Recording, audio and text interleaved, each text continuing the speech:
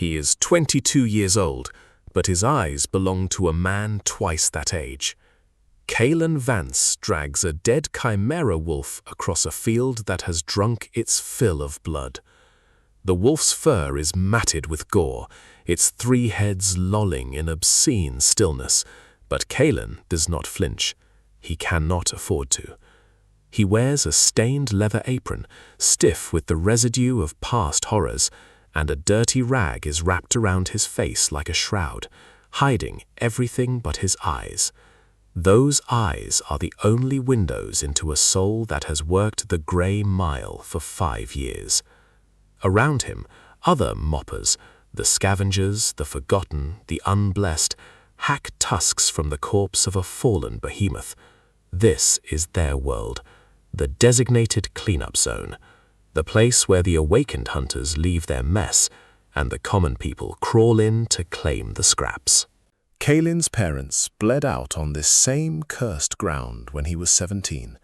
They were moppers too, and because Kaelen was born without the spark of power, without the gifts that mark the awakened, he had no choice but to inherit the family trade, the only work in the city that pays enough to keep 4 younger siblings from starving.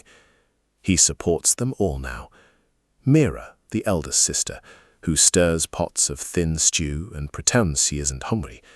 Little Doran, who still believes monsters are only stories whispered to frighten children. And the twins, Sera and Finn, who share a single bed and cling to each other in the dark. Kaelen works so they never have to see what he sees, so they never have to smell what he smells. He tells himself it is enough. But the grey mile is never finished with its debt.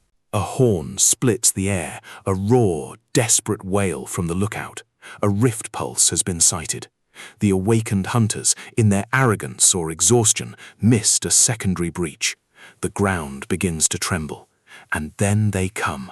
Spine devils, huge and black, their bodies made of chitinous armor, their heads nothing but circular mouths full of grinding teeth. They erupt from the soil like rotten teeth pushing through diseased gums. Kaelen does not scream. He has no time for fear. The crew's leader, Bayler, locks eyes with him across the chaos, and they both speak the same silent command: run. While the others flee, Kaelen and Bayler turn to face the horde alone, executing the emergency zigzag evasion they have drilled 1,000 times. They dart, weave, and lead the devils on a desperate chase, buying their people 5 precious minutes. 5 minutes to reach the gate, 5 minutes to live. But 5 minutes is a knife that cuts both ways. When the time runs out, Kaelen and Bayler find themselves surrounded. There is no path left, no escape. Only the 2 of them, backs pressed together like the last 2 trees in a burning forest. They raise their coated spears, crude things, but laced with enough toxin to pierce monster hide. They fight not with magic or miracles, but with years of desperate, bloody knowledge. They hold the line for 1 breath, then 2, then 10, and then the world turns to splinters of black and red. A spine devil impales Kaelen through the chest. He feels the cold spike slide between his ribs, a shock so profound it steals the air from his lungs. He does not think of revenge. He does not curse the awakened, or the rifts, or the cruel mathematics of a world that lets children starve while heroes collect glory.